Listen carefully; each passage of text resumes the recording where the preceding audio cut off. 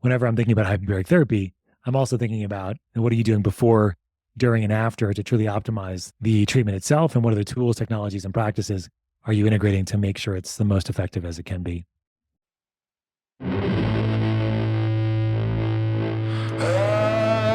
gotta get myself a little more faith, a little more love. I'm your host, Christa Bigler, and I'm going to guess we have at least one thing in common, that we're both in pursuit of a less stressed life. On this show, I'll be interviewing experts and sharing clinical pearls from my years of practice to support high-performing, health-savvy women in pursuit of abundance and a less stressed life.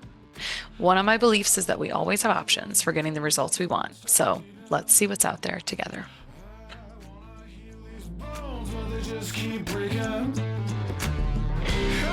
gotta get myself a little more faith, a little more love.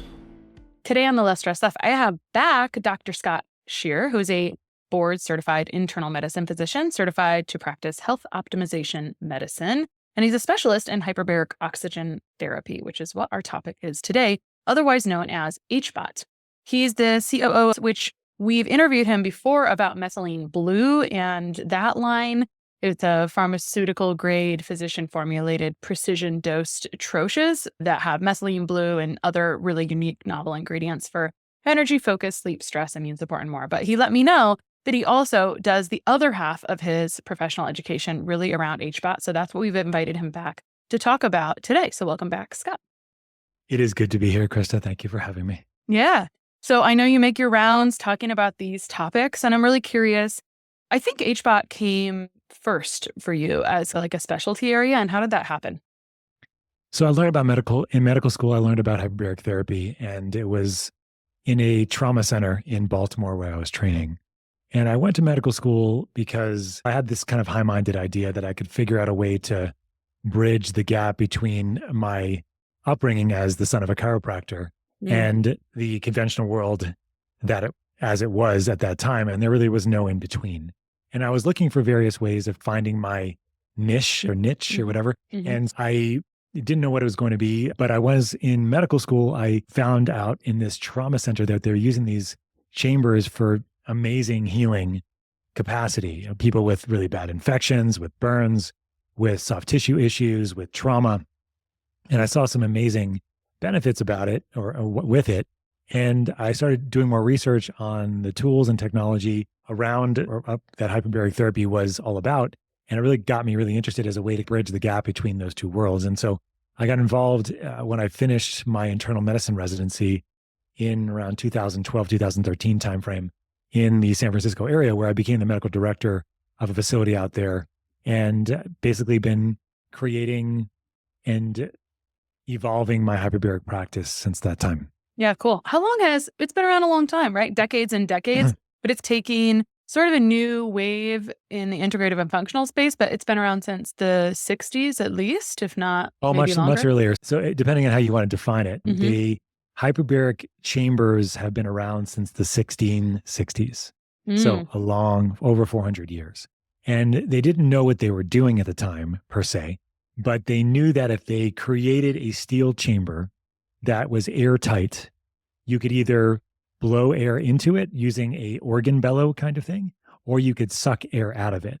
And if you blew air in it, this is a hyperbaric chamber or extra pressure chamber. And if you sucked air out of it, you were taking air out. This is a HYPO baric chamber. And so for the first really 300 years, it was used kind of ad hoc for lots of different things. It was used in some medical conditions, but there really wasn't a lot of research associated with it. The major modern history of hyperbaric therapy starts with bridge building back in the 1800s and the 1880s, especially the building of the Brooklyn Bridge in New York City. This particular bridge, many people that were building the bridge got severely injured because of building the bridge, being sunk under the water when they were building it because of coming up too fast. And when they did, they got this symptom or this syndrome called the bends. And the bends was a neurologic syndrome where people would get paralysis or seizures or muscle issues related to coming up from underneath the water too fast. And hyperbaric therapy was really created to help simulate the pressure that these divers or these workers in that case were feeling under that much seawater, and to basically as a result of going back into the pressure that caused the damage, being able to reverse that damage. And so modern hyperbaric therapy really started in the 1920s, actually, with the ability to concentrate oxygen into tanks and as a treatment for the bends or decompression illness. And from there, the evolution of hyperbaric therapy has many different sort of trails and things like that. But in essence, it became a wound healing technology when they realized it had a lot of potential to heal wounds in the 1950s and 60s before there was bypass machines in ORs for cardiovascular procedures. They would actually have the whole operating room in a hyperbaric chamber actually instead, because it would help keep the tissue alive for longer because there's more oxygen in circulation. And it became a medical treatment for carbon monoxide poisoning back in the 1960s, and then diabetic wounds and radiation injury and a number of other traumatic indications in the 1970s, 80s, and 90s. And in like the newer century now, we know that hyperbaric therapy has a fantastic capacity really to heal wounds, to accelerate healing, decrease inflammation, reverse low oxygen states, treat infections. And it does this in a very holistic and very significant way. Yeah.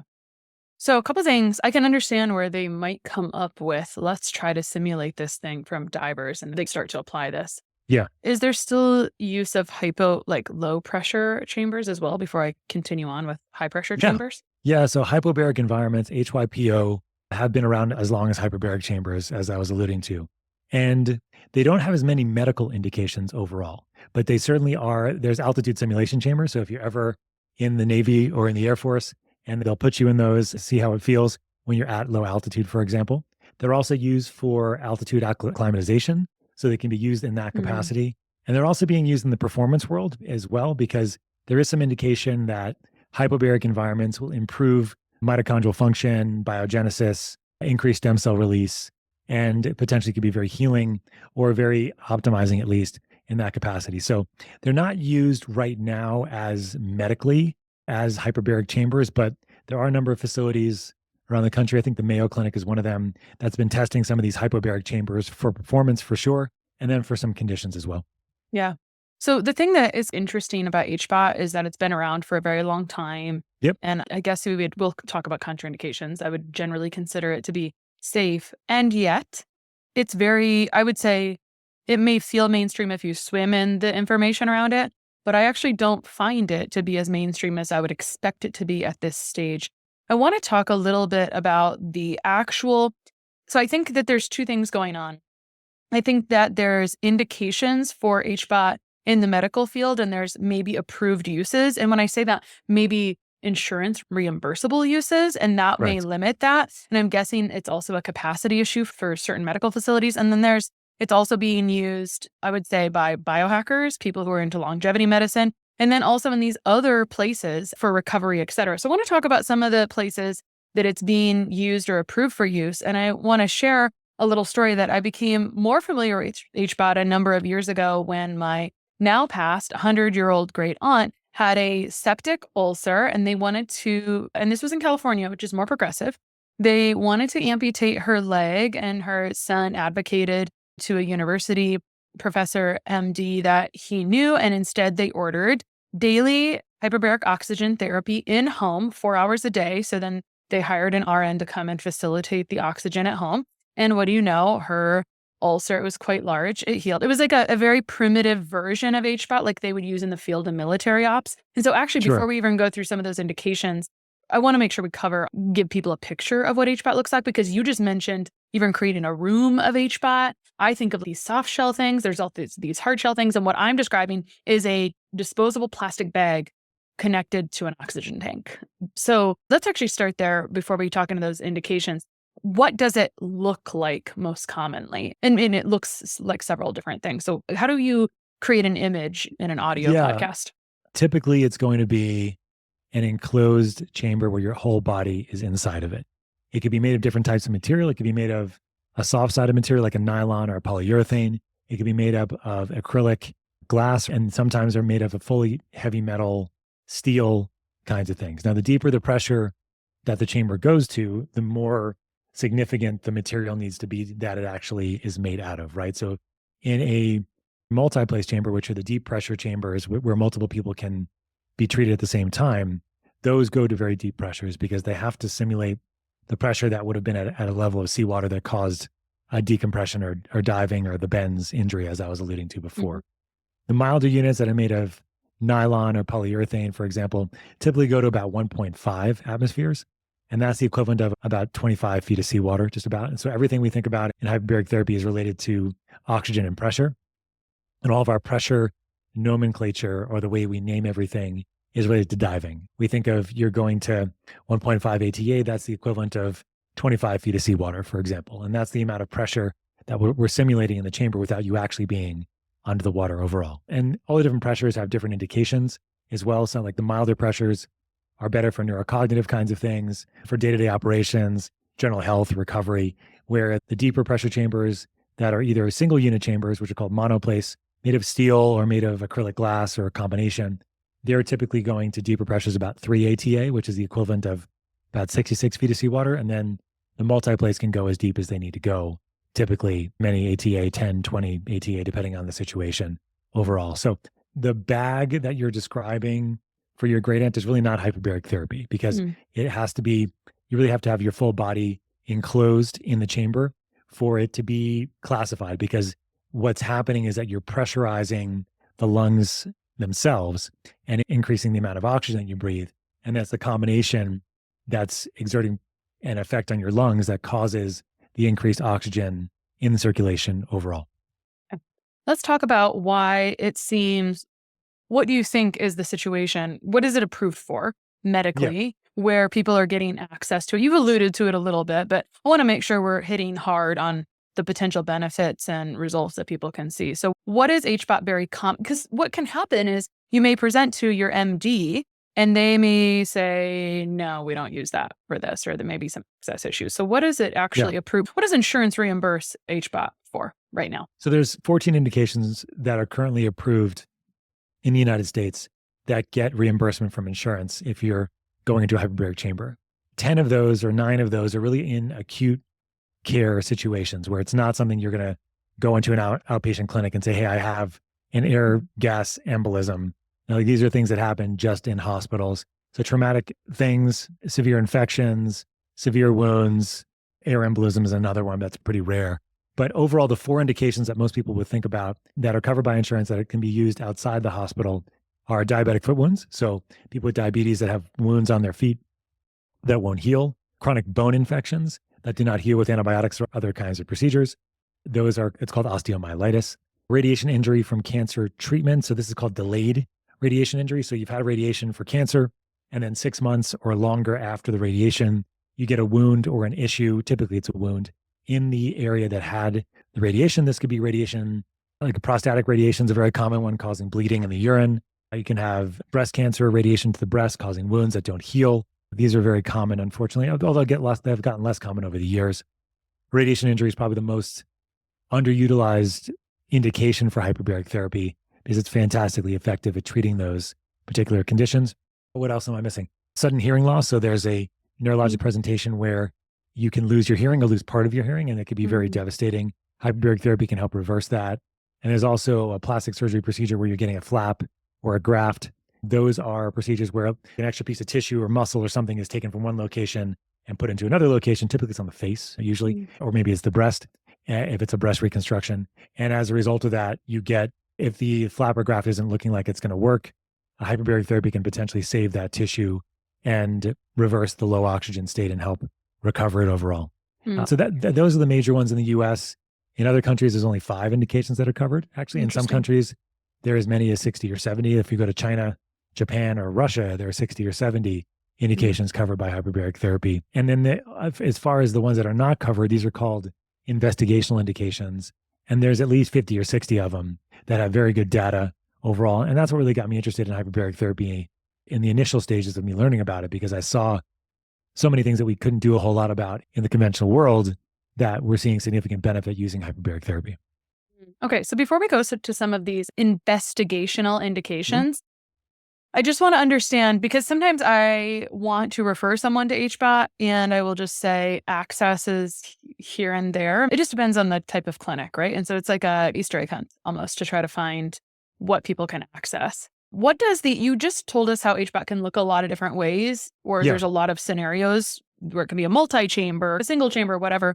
What's most common in the medical space? Like if someone's got a non-healing wound or some of these acute care, like what does it look like in that space where Yeah, most people common is receive it? going to be the single occupancy monoplace chamber that goes to 3.0.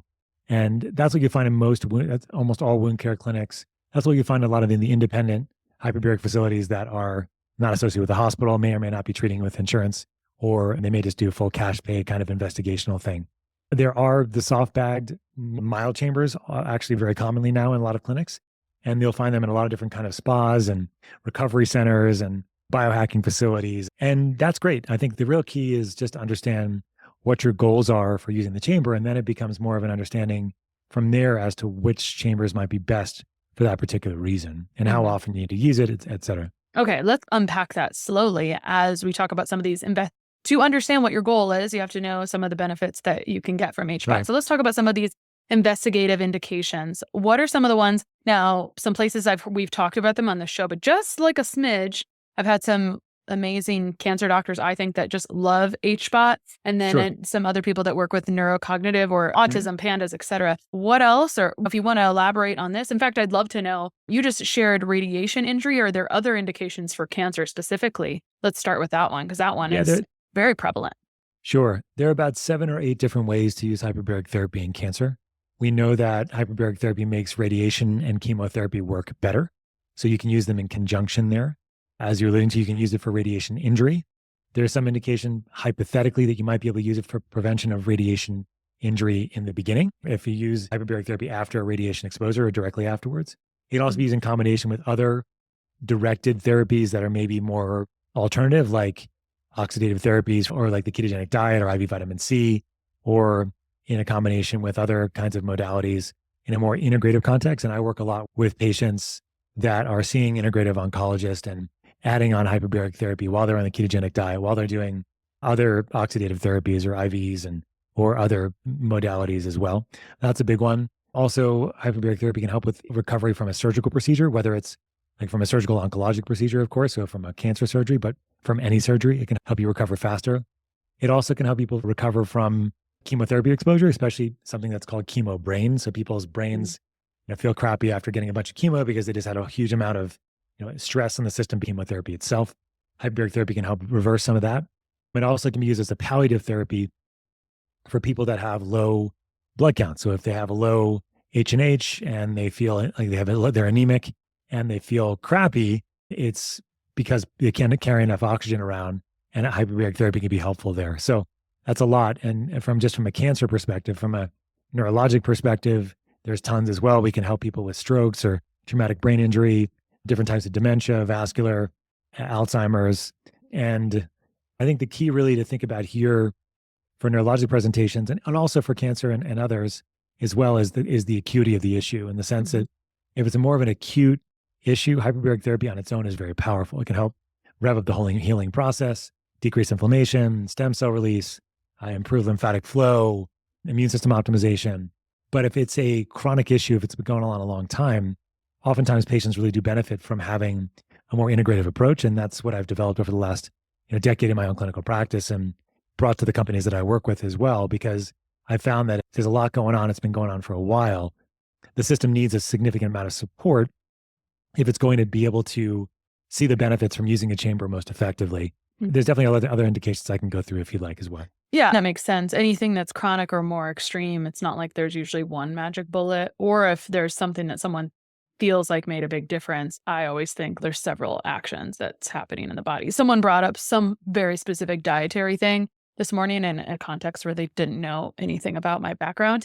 And my brain is, that's because it's doing this and this, right? And so, of course, it's hitting different angles. Before we talk about some other things, when we talk about these acute issues, right, even post a stroke or whatnot, I'd like to understand maybe a starting point of how long, because my understanding is with insurance reimbursement, there's some approval for maybe like 40 treatments, but you would normally expect to see results quicker. So how often and how long should the treatments go? And maybe we don't have to say that so definitively, but maybe how long have you seen it take? We can just be very anecdotal about this. And then the other question is, right now, you brought up some indications of, okay, someone has breast reconstruction, or maybe you have a stroke.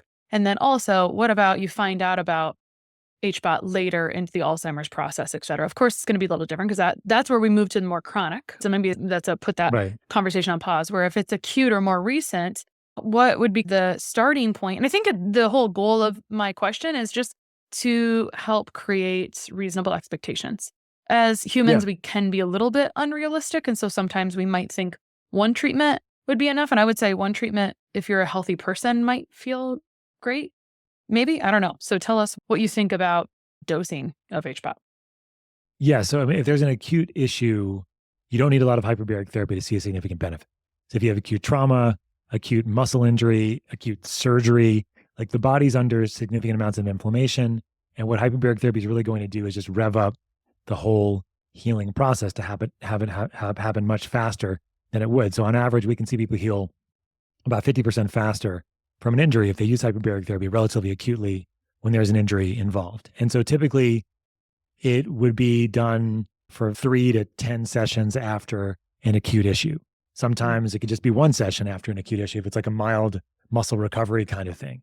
But for a surgery, for example, that we also have protocols where we have people go into the chamber a couple days before they go and get in the surgery, and then they do it a couple days afterwards as well, 3 to 5 days afterwards, and sometimes longer, and see significant benefits as a result of that overall. So in essence, with an acute hyperbaric protocol, you are seeing a sort of acceleration of the body's own healing processes, just them happening faster overall. So you have decrease in inflammation, you have decrease in swelling, you have reversal of low oxygen areas. If there's any low oxygen areas, hyperbaric therapy can re-oxygenate those areas. That's why there's great studies actually on acute heart attack, acute stroke, traumatic brain injury, spinal cord injury, limb trauma. Really good because we know hyperbaric therapy can re-oxygenate those areas and see a significant benefit very quickly.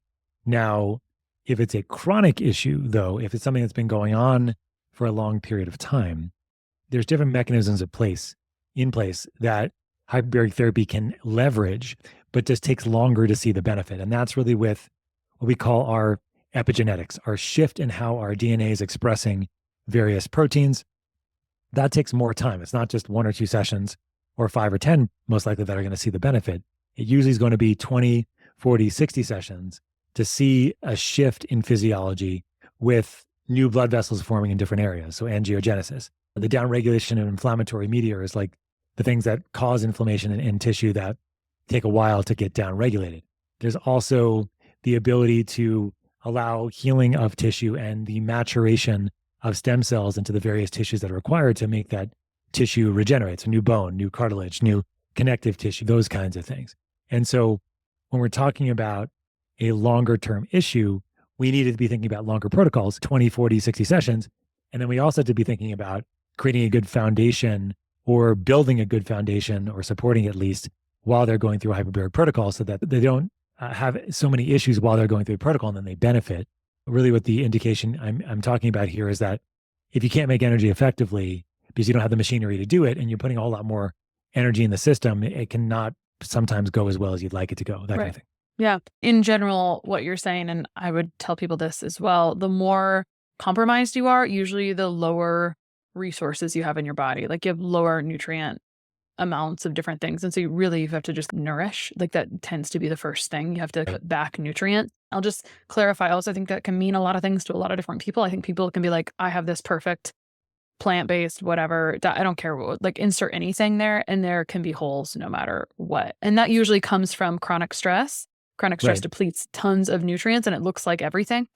Chronic stress looks like emotional, physical, etc. So if you have a long-term health issue, that is a chronic stress on the body and just further depletes it. It just uses up a lot of resources. And then as you said in different words, your body can't do much if you're just fed in part of a resource. Like you have to fill in all the rest of the pieces and then everything starts to work together again. Yeah, absolutely. Yeah. So you brought up 3 to 10 sessions for more acute issues. And that makes sense because you're starting from typically a healthier state if it's an acute issue, typically. And then these chronic issues, maybe 20, 40, 60 sessions. How long is the session in duration? And I think I've heard they can be quite long And so like people will be in a chamber, like doing work on the computer or whatnot, which usually when we're doing like health things, we don't really think about being able to multitask very well. Like you'll never find me in my infrared sauna with my computer. It just would not work, but Yeah, you can't do that in the sauna. It no. won't work. It depends on what kind of chamber you're using as to whether you could bring something inside the chamber with you.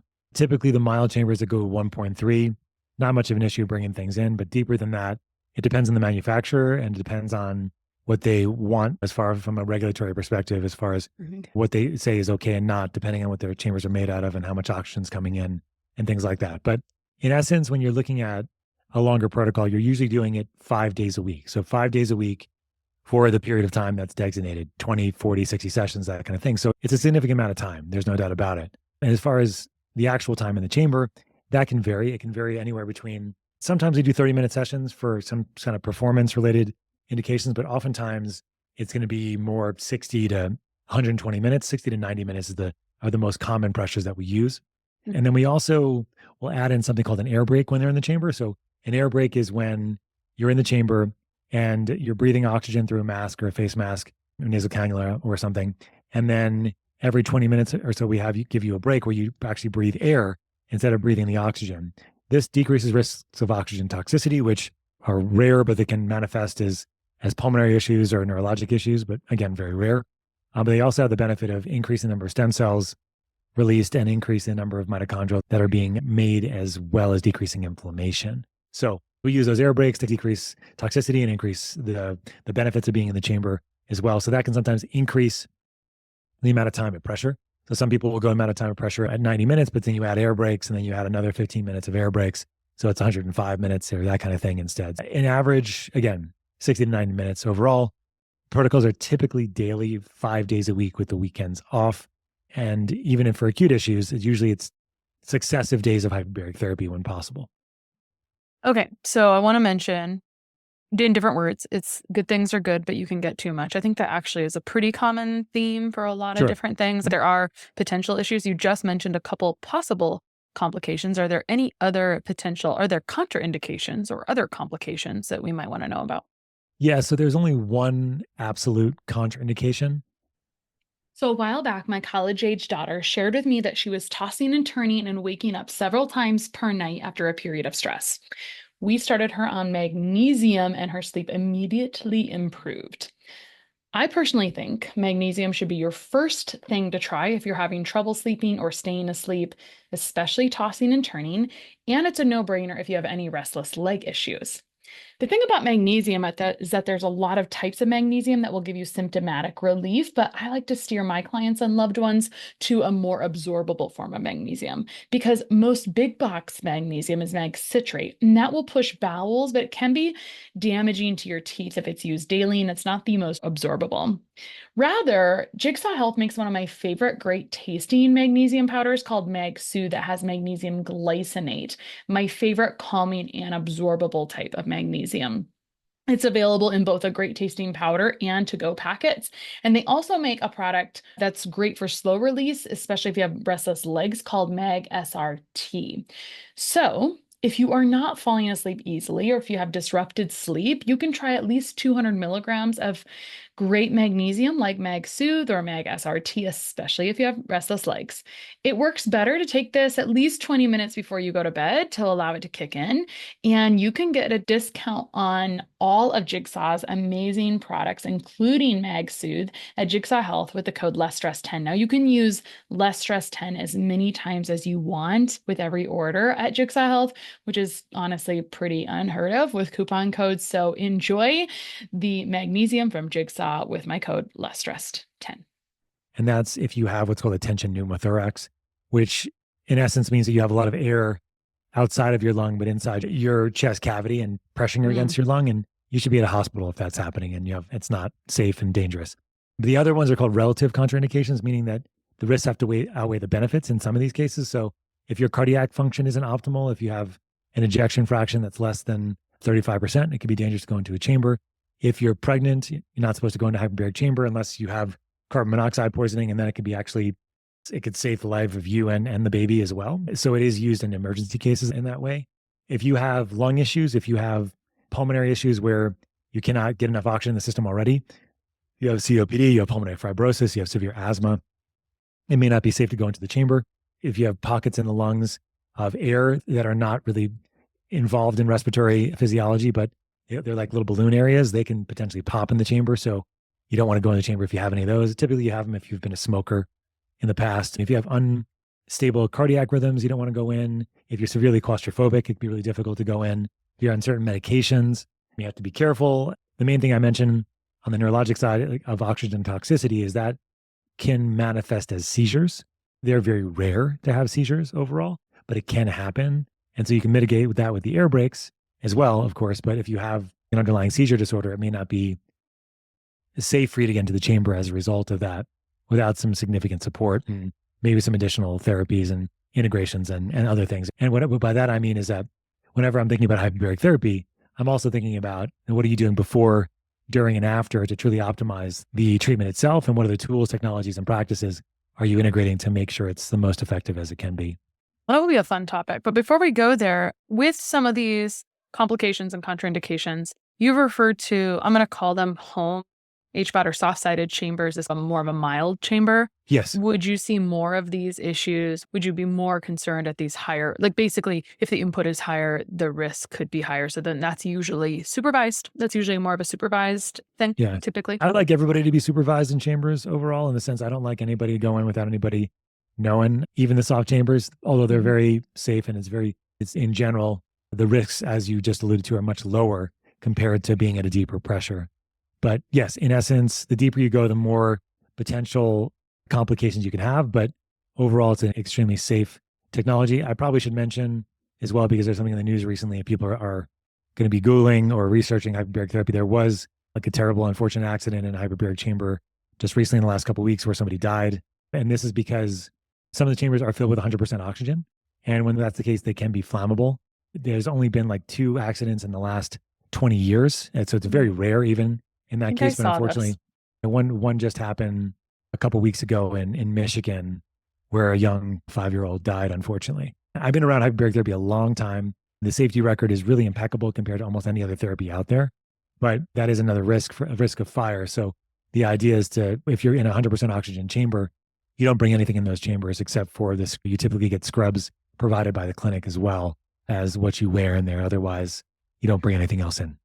Otherwise, you could increase the flammability, is what you're saying. And that could. Right. I mean, exactly. You could. Again, these clinics that have 100% oxygen in the chamber are usually medical facilities that are highly regulated and very good at safety and care, have physicians and physician extenders that are on staff that are next to the chambers or close to them overall.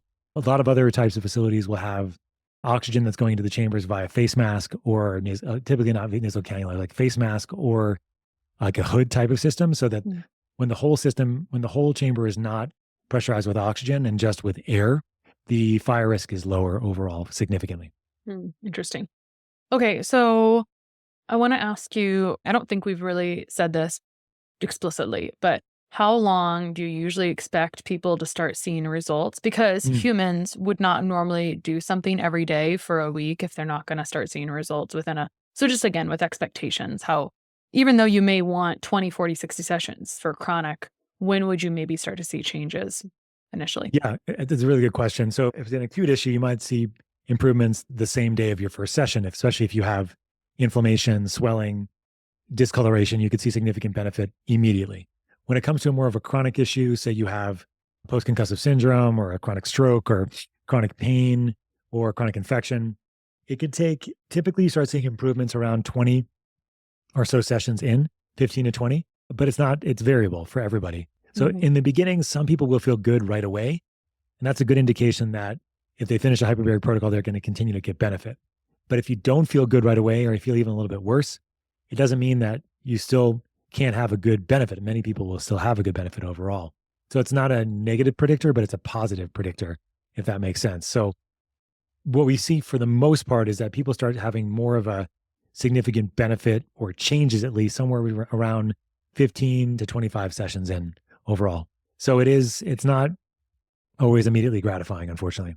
Yeah. I have a couple clarification questions. You were talking earlier about some pulmonary issues and lung issues, and then you brought up embolism earlier.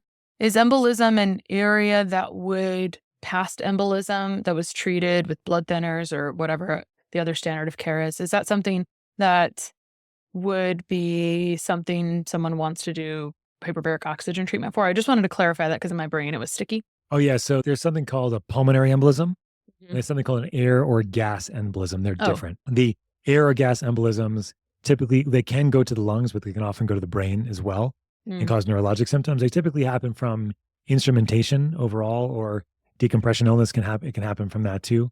Pulmonary embolisms from a clot are different. Those are the Yeah. ones that you're describing. Those are the ones that you'd be on blood thinners for. Hyperbaric therapy is very safe in those patients as long as they're on blood thinners, and so there's no issues there. You just brought up discoloration, seeing results after discoloration. Are you talking about from oxygenation or skin discoloration? What kind of discoloration?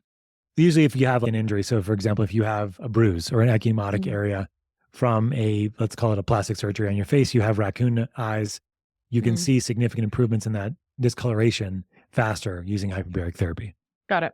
Okay, this question is coming in backwards, but I did want to start with all of these indications to just try to draw people in with what could we be interested in. So I Mhm. think in order to talk about the before, during, and after to optimize the treatment, understanding the mechanisms, and you've piecemealed it in here and there. You've mentioned like the overarching things that are improving where inflammation is being reduced, et cetera. And you talked about it a little bit with the pressurization, but do you want to Mhm. just highlight a little bit of why, when I think about like red light therapy, it's always good to go back to the mechanism because it's like that could help with almost anything if its job is to increase ATP. So similarly with HBOT, can you talk about some of those big picture mechanisms that happen? You did already highlight them a little bit, but just can we go over some of that?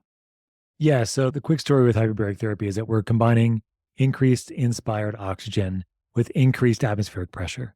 And we've alluded to these already a little bit, but oxygen is extremely important. We need it to have our cells make energy. And so it's typically carried on. Red blood cells have a molecule called hemoglobin on them. Hemoglobin binds 4 oxygen molecules. You have 250 million hemoglobin molecules per red blood cell. So you have 1 billion oxygen molecules per red blood cell getting carried all over your system to get to all your tissues, to all your cells, so you can continue to make energy. And that is in the form of ATP. We make about 165 pounds of ATP every single day. It gets recycled very quickly, so it's not all there at the same time. But we need this oxygen to be carried to our tissues to be able to do that. So the way you can increase the amount of oxygen in circulation is by increasing the number of red blood cells in circulation. That's by giving yourself a hormone called epogen, or coming to altitude in Colorado and getting it naturally secreted, because when you're at low oxygen levels, this EPO will be secreted. So if you were a cyclist in the early 2000s, like named Lance Armstrong, you were taking EPO as a drug. You can also transfuse yourself red blood cells and increase your oxygen carrying capacity. In a hyperbaric chamber, we simulate the pressure you feel under in a certain amount of seawater, which we were talking about before.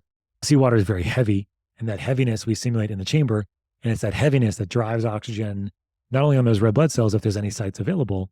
There's not that many for most of us. If you get a pulse ox machine and measure your pulse ox, that's measuring how many sites in your red blood cell have oxygen attached, typically between 96 and 100%. So pressure is going to drive oxygen on any of those sites that's not already bound, but it's going to mostly work by driving oxygen into the liquid of the bloodstream. And that's where the power of hyperbaric therapy comes. You have 1,200% or more oxygen free floating in the liquid of your bloodstream. As a result of that, you have these sort of catalytic things that can happen both immediately and in the long term. And I've mentioned many of these already, including reversing of low oxygen states, inflammation and swelling decreases, stem cell release, killing bugs that do not like high oxygen environments, immune system activation, flow, lymphatic flow, and blood flow. That's all happening immediately. And over the long term, you have those epigenetic shifts that I was describing over 20, 40, 60 sessions. You get new blood vessels in tissue. You get decreased inflammatory markers and downregulation of inflammatory pathways. You have these stem cells that are being matured into various types of new cells in the body, that new blood, new connective tissue, new heart, new cartilage, new brain cells, new neurons, new connective, et cetera. And so as a result of these epigenetic shifts, you have basically a healing environment, a wound healing optimization environment overall, where hyperbaric therapy is helping short term and helping long term as well. You answered why pressure instead of just oxygen, because Right. you were driving that oxygen in. And so that way we have oxygen in the plasma. So now we have this fizzy liquid running through our body, like hyperoxygenating our system. How long do those benefits tend to last after a session? Do they dissipate after a day, or a couple days. You're getting it every day, so I'm guessing maybe it lasts about a day, but how long does that kind of last?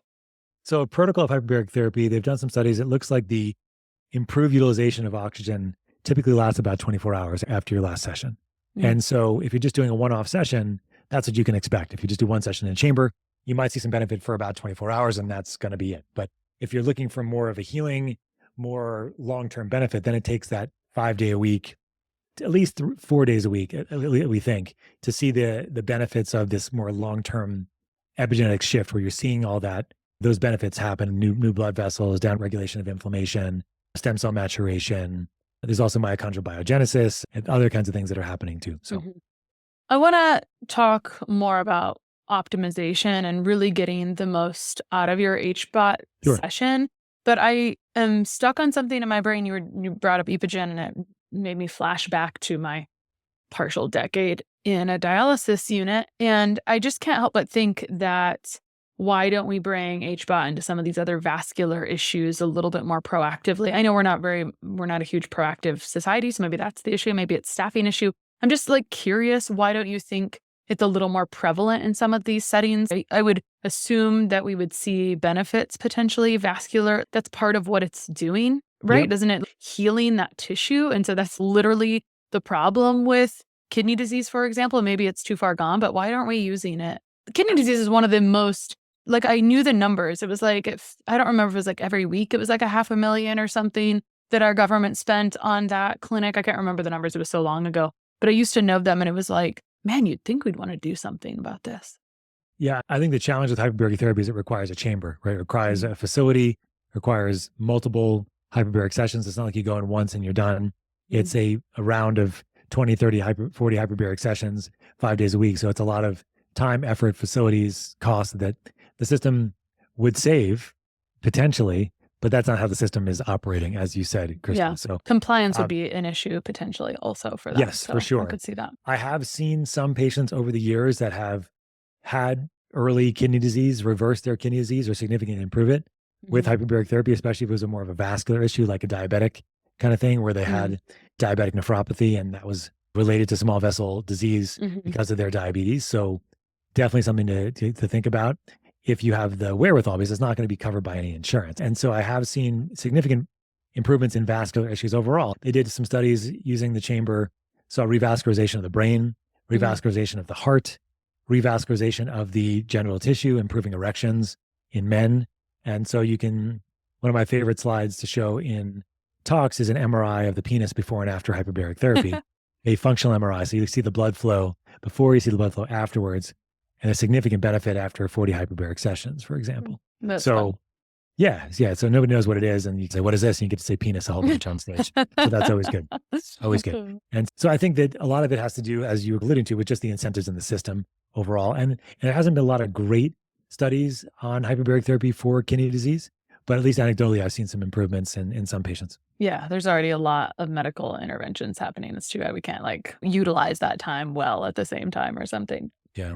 Okay, so one thing before we talk more about this optimization, getting the most out of your treatment, and I think this is a loaded question that can be very variable, but I'm sure it has come up already in people's thoughts because we've mentioned what's covered by insurance, and then there's also lots of people that are just doing this at their will because they understand the benefit of it. What do you think the range of the cost of doing a hyperbaric oxygen treatment session? I understand that's not even really part of your wheelhouse, but because you've been in the industry a long time and I think you do a lot of coaching, what is that range typically, just so people can have an expectation again?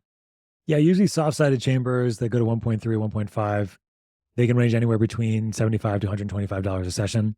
If it's more than that, it's highway robbery as far as I'm concerned. And then the deeper pressure chambers usually range anywhere between $150 and $350 per session, depending on the type of chamber, depending on how much oxygen you're getting, or how the oxygen is being delivered. Yeah, and the time overall. So that's the range. And depending on where you live in the country, the ranges will change, of course. And as an aside, some providers maybe rent out chambers for home use. I've heard. I have no idea what that looks like. And That's then, of course, possible. you can buy what we call mild HBOT as well. And so maybe You can later. buy a heart chamber too. You can buy Yeah, you can buy a chamber that goes to 2.0 for the house now too. And that's more of our medical grade treatment pressure. But since the pandemic, there's been a huge influx of companies bringing chambers into the country. And that's overall okay. But the problem is, and we'll talk about it now, I think, is just on how you're designing protocols and how you're thinking about your goals. It's really important you get the chamber that you need, not the chamber that the company thinks that you need overall, and the expenses that are associated with that. And I got pretty frustrated even before the pandemic, around 2019-ish, because I just saw all these companies coming in, bringing in chambers, not giving really any guidance. And they can't as companies. They shouldn't give any medical advice. But then I would talk to somebody 6 months or a year or longer after they've had the chamber, and they've been using it completely wrong and haven't had the benefits that they want, and maybe some detrimental effects overall because of using it. So I got really frustrated and decided to do more education, doing more podcasts, creating my own company that does a lot of work in the hyperbaric space, and also looks how to integrate other technologies associated or alongside hyperbaric therapy, because that's my wheelhouse, which is how do you conduct an integrative plan for people that utilizes the tools and technologies they have at their service, not just using hyperbaric therapy on its own most of the time. Right. Yeah. I think that's noble, because I think that some kind of facility can offer a lot of modalities, but if people aren't sure how to weave those together or to use them well, then they may not really get benefit. And I go to a place and jump in some kind of machine that's got all these therapies built in, but I see that issue for them because they don't really have anything to tie it all together for people. And if you don't tie it together, then you're leaving people up to their own devices, and we're not realistic humans. So you have you have to understand what should you expect and what are the goals. Those should always be questions. Yeah. And that's a big deal when it comes to places that have hyperbaric facilities. Most of them are like, what do you want to do? What's your protocol? What do you want to do? And that's not really how it should go. It should be like, what are your goals? What are your options as far as timing? What do you want to integrate it with? What other tools, technologies are you doing at home? What are the supplements are you taking? How are you going to monitor your progress as you go through this? Those are the questions that I ask everybody, and that's very rare to get. And that's why we've created a whole ecosystem at my company to start having people be able to track those various things, integrate those various things, and then see how they do over time, that kind of thing. Yeah. And I don't think everyone is blessed with a lot of awareness. And I think awareness is something you cultivate. And I think awareness is the first step that comes before results. If you don't really know what you're looking for or how to even measure, that's just the main issue I see is how can you even understand what results to see if you don't understand those initial things or have awareness around those? You brought up something that made me want to revisit a topic really quick. You said that there are some medication contraindications. And so since you use the word supplement, are there any other supplemental contraindications? What are the meds, and are there any supplement contraindications? So medication contraindications, there's a couple chemotherapy medications that affect the heart and the lungs. So you just have to be aware of overall. If you're taking certain medications that give you a higher risk of having a seizure in the chamber, you have to be mindful if you're going to deeper pressures in the chamber. So there's a particular antidepressant called Wellbutrin or bupropion that has that potential risk. There's also high dose narcotics that also give you a high risk of having seizures. And so I don't have people take their Adderall before they go into the chamber, for example, if at all possible. So those are the major ones. From a supplementation perspective, it's a bit more of a nuanced discussion, but I try to have people mostly avoid taking antioxidants before they go into the chamber. And that's because hyperbaric therapy works by creating more of a stress on the system, and antioxidants would potentially mitigate that stress without it actually being able to happen. That's not always the case. It depends on the reason you're using hyperbaric therapy, but usually I don't like to give a huge amount of antioxidants ahead of time. I will give some low dose methylene blue. I know we spoke about that last time, but I use low dose methylene blue as a way to support mitochondrial function and also with detox, but super low doses before hyperbaric therapy, or maybe depending on the indication, maybe a couple hours afterwards. But other supplementation that I can think of, I don't like people on any sort of major sort of hypoglycemics overall. So you can, unless they're used to their blood sugar already dropping, they're already in ketosis on a regular basis overall, because you could drop your blood sugar in the chamber a little bit too. Yeah. Okay. So when we're thinking about optimizing HBOT, what would you want to say about before, during, after? So the big things before is, and I was alluding to this just earlier, is that you really want to think about how well the system's going to tolerate being in a hyperbaric chamber. And what I mean by that is how well is a whole bunch of oxygen going to be utilized when it comes in? And where this is going is how well can you make energy overall? Do you have the machinery and the capacity to make energy effectively? Do you have the optimized levels of macronutrients to make energy, like your fats and your carbohydrates specifically? Do you have the levels of vitamins, minerals, nutrients, cofactors, intermediates that are all involved in the process of making energy? And so a big piece for me is to do all the testing and look at somebody's foundational biology and say, do they have the machinery that have capacity to do all that? And on the other end of it, do they have the capacity to decrease the oxidative load that happens after making energy? So when you make energy, you make waste products of making energy, including carbon dioxide and water, and you also make reactive oxygen species. And the body needs to be able to neutralize those with antioxidants and the body's own natural antioxidant. But if you don't have those available, you might have a huge amount of oxygen in, you make a whole bunch of energy, and you feel crappy because you don't have the capacity to neutralize that oxidative stress. And so for me, a big piece when there's time is to really focus on that foundation, optimizing their vitamins, their minerals, their nutrients, their cofactors, their detoxification pathways, antioxidant status, et cetera.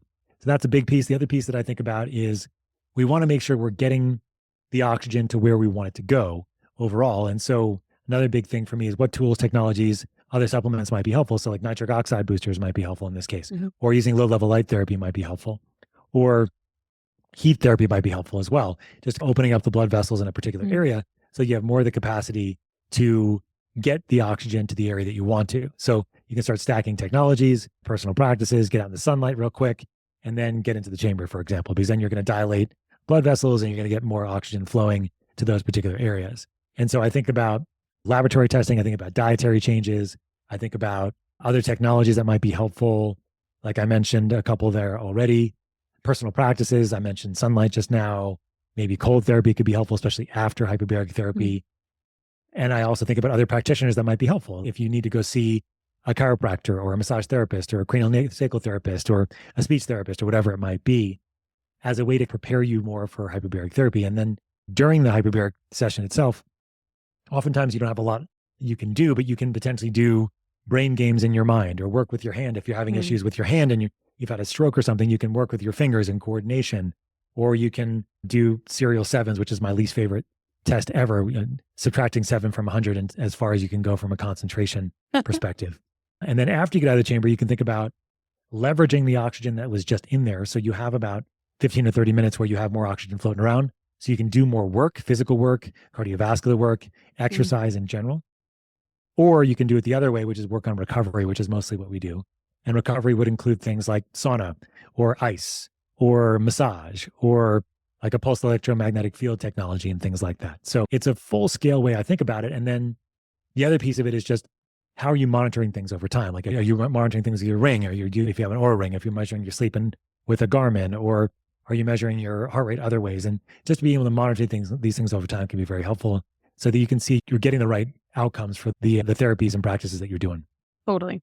Did you mention NAD as a pre? I sometimes use NAD with hyperbaric therapy. I'm a little bit more careful with NAD than most people, I think, because my sense of it is that you have to be really careful with NAD supplementation over the long term, because it can cause some upregulation of enzymes that are responsible for potentially cardiovascular and oncologic processes.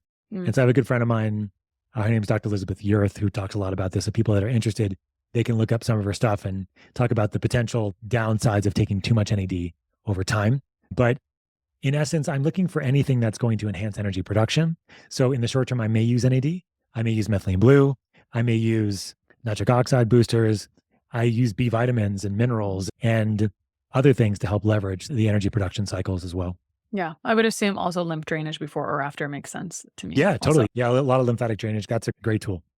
Okay, I'm almost reaching the end here of some of my questions, but since we talked about the mechanisms, I just want to rapid fire on some other things that make sense that could be helped by HBOT, and you can just say yes, no, maybe. Like eye issues or skin issues. I would assume 100% long COVID, hair loss, thyroid issues. These are things that are important to people, of course, that I feel like this makes maybe some sense for also.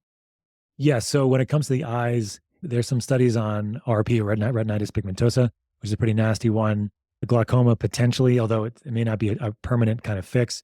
In essence, with everything you just mentioned, if there's an inflammatory component, hyperbaric therapy can help. The question is just whether it's the right thing to help right now, or if it's something that you need to really work on the foundational biometrics, biology, before going ahead and that makes a lot of getting sense. into a chamber. Yeah. Yeah, that's cool. Okay, so on that note, there's some really significant indications where HBOT could be useful. And then at the same time, you offered some contraindications for some of those same things, like cancer, for example. So what if someone wanted to use HBOT, but they wanted an expert to run things through? Let's pretend they want to use HBOT, but their own MD doesn't really know anything. Where would you recommend that they get some support? Yeah, so to be clear, you can use hyperbaric therapy in cancer. Hyperbaric therapy does not have a pro-growth effect on cancer. There's been no indications of that. So we use it a lot in the context we described earlier, chemo, radiation, sensitivity, for healing, for palliation, and things like that, just to be clear there. But if you're looking for somebody that can help you with hyperbaric therapy, the best things to do, if you're looking for somebody locally, you can find a facility that has a physician on staff that does consults and can help you understand indications, protocols for hyperbaric therapy. If you are interested, people that are listening, I do remote consultation with people all over the world and helping them understand how hyperbaric therapy might be effective, what kind of protocols would be best for them in their particular situation, what integrations might be helpful overall as well. So I do that. So as a local facility, or if you're interested in remote consulting, I can certainly be of assistance usually as well. Well, any last thoughts on a lot of these therapies are like many sessions, right? And so is there anything you want to tell someone? I think you already covered this a little bit. It depends on your goals. Is there anything you want to tell people about if they wanted to buy an HBOT chamber? Is there any kind of words of caution or wisdom? Because you mentioned that the actual sales facility isn't really supposed to be educating exactly. So that makes it, there's a little bit of a gap there, unfortunately. Yeah. So when you're looking to purchase a chamber, if you're looking to buy one, you really want to work with a company that's going to be able to give you good service and then help you with troubleshooting and then potentially give you access to a practitioner like me, like my company does, if you end up purchasing a chamber, so you can have somebody to talk to go through protocols and kind of dial in your protocols. So that's what I do at my company, our company, One Base Health. We have that kind of full service suite, and we're a big piece on education as well. So we're looking at some really cool new technology where we're basically now Bluetooth connecting your lights, your sauna, your cold plunge, your hyperbaric chamber, at least with our technology, our equipment right now. And you can actually monitor all these devices and use them all from your phone, operate them on off, watch their timing. And then eventually we're going to have environmental sensors as well. So you know what's happening with the chambers. And then it's connected to, or with all the technologies.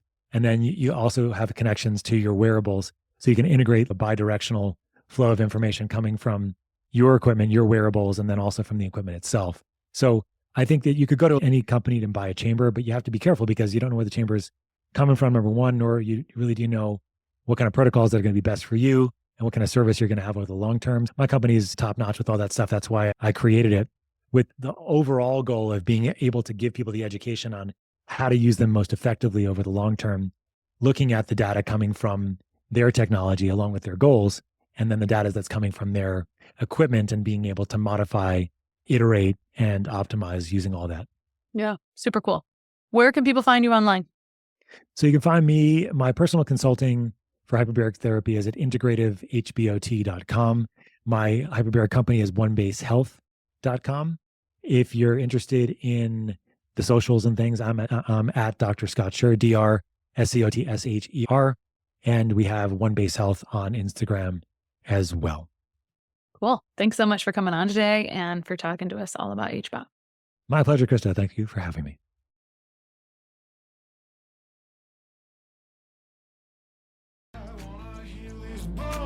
Just keep breaking.